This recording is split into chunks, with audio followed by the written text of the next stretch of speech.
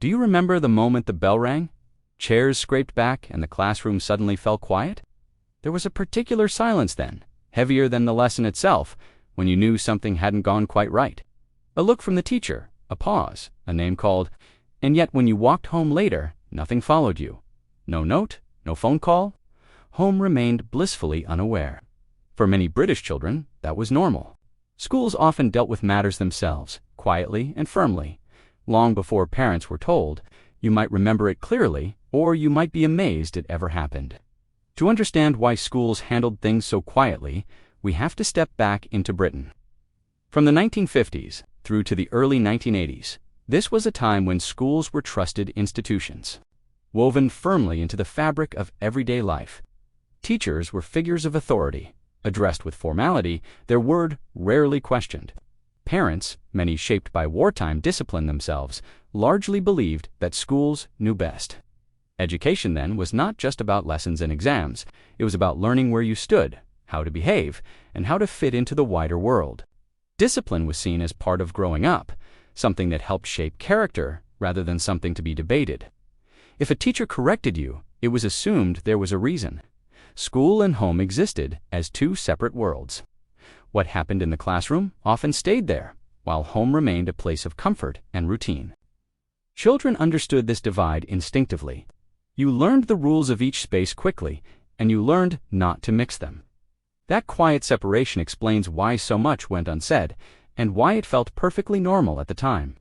It shaped expectations, trust, and the rhythm of childhood in ways we question now.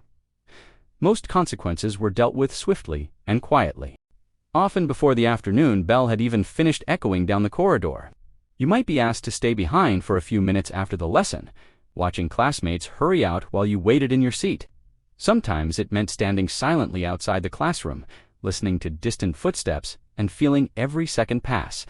Other times it was lines to write, carefully and neatly, or being moved to a different desk where whispering was no longer possible. These routines were so common they barely raised an eyebrow. They weren't dramatic or shouted about. They were practical, almost procedural, designed to correct behavior and move on. By the next day, it was usually forgotten. There was no sense of making an example, just an expectation that you would learn and carry on. Privileges could disappear quietly, too. You might miss a break time activity or be asked to help tidy the classroom while others went outside. It felt disappointing, but it also felt fair. Part of the unwritten contract of school life. Importantly, these moments rarely traveled beyond the school gates. There was no message waiting at home, no follow-up conversation over tea. Children learned early that school matters, stayed at school. You absorbed the lesson, accepted the consequence, and returned home unchanged in the eyes of your family. That separation taught independence in small ways, shaping how children navigated authority, responsibility, and silence. Looking back, it feels normal then, yet surprising now in modern classrooms. By today's standards, it can seem astonishing that parents were often left completely unaware. But in mid-century Britain, communication between school and home was limited by design as much as circumstance.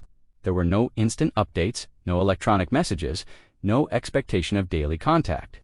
Information traveled slowly, and only when it truly needed to. Parents' evenings were occasional. Formal affairs, sometimes months apart. Report books existed, carefully written and brought home at the end of term, but they focused on progress and effort, not every minor slip along the way. Small incidents were considered part of ordinary school life, not something requiring discussion at the kitchen table. There was also a strong belief that children should learn responsibility within the school walls. Sorting things out independently was seen as a lesson in itself. If every misstep was shared at home, it was thought to weaken that process. Teachers handled matters, children reflected, and life moved on. Many parents trusted this arrangement completely. They had grown up the same way and saw no reason to question it. School was school, home was home, and the line between them was rarely crossed. To modern ears, this can sound almost unbelievable.